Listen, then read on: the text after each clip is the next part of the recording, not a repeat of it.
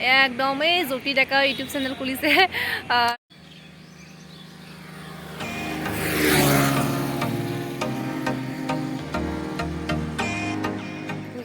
আৰু এই টিকলিজনীক দেখি আমাৰ স্কুলীয়া দিনবোৰৰ কথা মনত পৰি গৈছে এইখিনি সময়ত আমিও ওলাই আহিছিলোঁ মানে ৰাতিপুৱা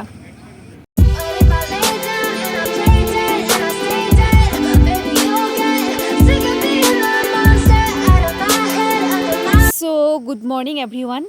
কি খবৰ সকলোৰে আশা কৰোঁ সকলোৰে খবৰ ভাল আৰু মোৰ খবৰ ভালে আজি এটা বিশেষ কামত ৰাতিপুৱাই ওলাই আহিছোঁ আৰু সেই বিশেষ কামটোনো কি আপোনালোকে চাই থাকক আৰু এটি মানে সৰু গুহাৰ দৰে ঠাই এটাত সোমাই দিলোঁ যেন লাগিছে ন আপোনালোকৰ ঘৰত গছপুলি লগোৱাটো বা গছপুলি ৰোৱাটো বহুতেই শুভ লক্ষণ বুলি কয় আৰু ঘৰত গছপুলি থকা মানে আৰু বা বিশেষকৈ মানি প্লেণ্ট থকা মানে ঘৰত লক্ষীয়ে বাস কৰা বুলি আমি মানো বা বিশ্বাস কৰোঁ যিহেতু সকলোৱে কয় লক্ষী মিন্স ধৰক আপোনাৰ টকা পইচা বৃদ্ধি হয় বুলি আমি মানে মানো আৰু মানি প্লেণ্ট লগোৱা কিছুমান নিয়ম থাকে এই নীতি নিয়মবোৰ মানি চলিলে সেইটো আমাৰ কাৰণে খুবেই ভাল আৰু বহুত উপকাৰ আৰু যিহেতু মই আপোনালোকক জনাইছোঁ যে বিশেষ কাম এটাত ৰাতিপুৱাই ঘৰৰ পৰা ওলাই আহিলোঁ আৰু ঘৰৰ পৰা ওলাই আহিনো ইয়াত কি কৰিলোঁ নিশ্চয় আপোনালোকৰ প্ৰশ্ন এয়াই হৈছে আৰু তাৰ উত্তৰ হৈছে যে আমি এখন অৰ্থাৎ মোৰ বান্ধৱী জ্যোতি ডেকাই এখন গণেশ পূজা ৰাখিছে আৰু যিহেতু আমি জানো সকলোৱে বা আমি সকলোৱে জ্ঞাত যে গণেশৰ জন্ম বুধবাৰে হয় তো সেইটো কাৰণে বুধবাৰে গণেশৰ নামত ধুনীয়াকৈ এখন শৰাই এখন ঘট পূজা কৰা হৈছে তাই যাতে সকলোৰে ভাল হয় লগতে তাইৰো ভাল হওক যিহেতু আমি বিশ্বাস কৰোঁ যে কাৰোবাৰ শনি ৰাহু কেতুৰ এইবোৰ দোষ থাকিব পাৰে সেইবোৰ চব নাইকিয়া কৰক আৰু ধুনীয়াকৈ পূজাখন হৈ যোৱাৰ পিছত ইয়াতে প্ৰসাদ চসাদ লৈ চাকি বন্তি জ্বলাই হৈ গ'ল এতিয়া আমাৰ পূজা চব আৰু আমি এতিয়া খাব লৈছোঁ কি প্ৰসাদ কিবা ক'ব নেকি আপুনি চবৰে মংগল হওক চবে ভালে থাকক নে কি তাৰপিছত জীৱৰ কল্যাণে আমাৰ কল্যাণ জীৱৰ মংগলে আমাৰ মংগল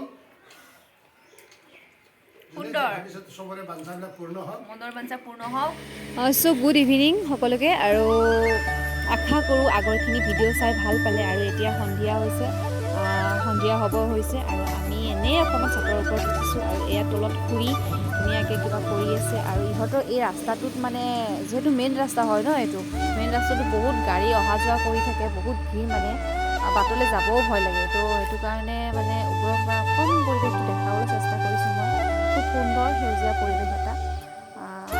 চাই যাওক তাৰপিছত আমি কি কৰোঁ তো গাইজ মানে এতিয়া অকণমান সিহঁতৰ গৰু চৰু আনিব যাওঁ গৰুটো লৈ যাম এতিয়া ঘৰলৈকে গৰু চৰু বান্ধি একেবাৰে এই গৰুটোৱে মোক ভয় কৰে কিন্তু ৰাতিপুৱা যেতিয়া মোক গৰুটো দেখিছে একদম মানে ভয়ত দৌৰি গৈছে তাৰপিছত এই গৰু চৰু বান্ধি থৈ সিহঁতৰ মানে দেউতাক নাই আজি ক'ৰবাত ওলাই গৈছে সেইটো কাৰণে গৰু চৰু আমি বান্ধি থৈ পেলাই এতিয়া যাম ৰাসলৈ কোৰ ৰাসত যাওঁ ধুনীয়াকৈ চাই থাকিব আৰু ৰ'ব এটা বহুত ধুনীয়া বস্তু এটা দেখিছোঁ মানে মই বহুত দিনৰ মূৰত মানে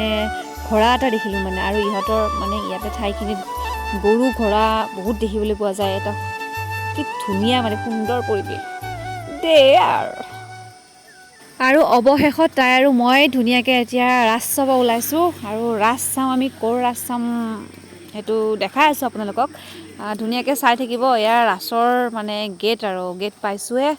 ধুনীয়াকৈ আৰু পূৰা একদম বেলেগ ৰাস চাম আৰু ক'ৰ ৰাস কি কথা চাই থাকক আৰু এনেকৈ আমি আহি পালোঁ দিয়ক এয়া ৰাধা কৃষ্ণ ৰাস মহোৎসৱ আৰু এয়া ৰাস হৈছে ৰামপুৰৰ সুন্দৰ এইটো দিয়কচোন এবাৰ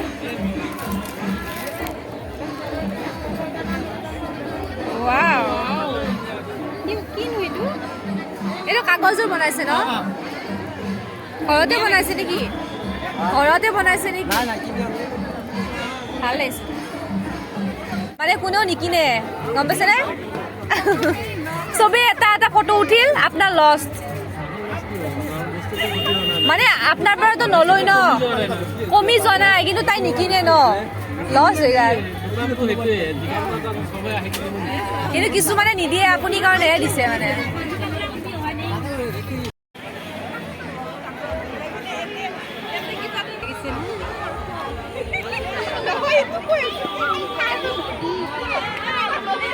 এইটো কৃষ্ণ ন